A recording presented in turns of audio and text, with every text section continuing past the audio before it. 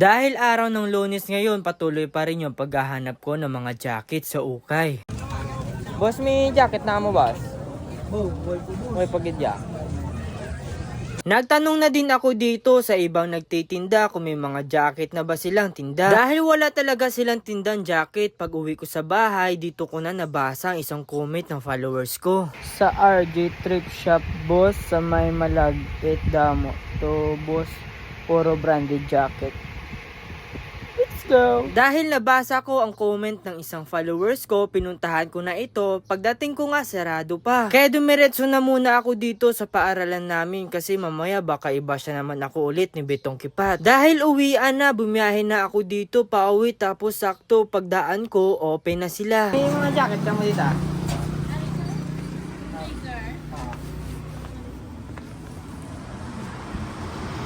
Buti na lang nag-comment dito ang isang followers ko at nakita ko mga jacket na ito. Ang ganda nga naman ng mga jacket nila dito kaso nga lang wala may magkasya sa akin. Ang ganda nga naman ng jacket na ito kaso ang size ko medium tapos ang size nito 560. Hindi, joke lang. Sa totoo nga medium size naman talaga yung size ko tapos yung isang jacket dito medium pero malaki sa akin. Marami naman talaga magaganda ditong jacket kaso nga lang wala may magkasya sa akin.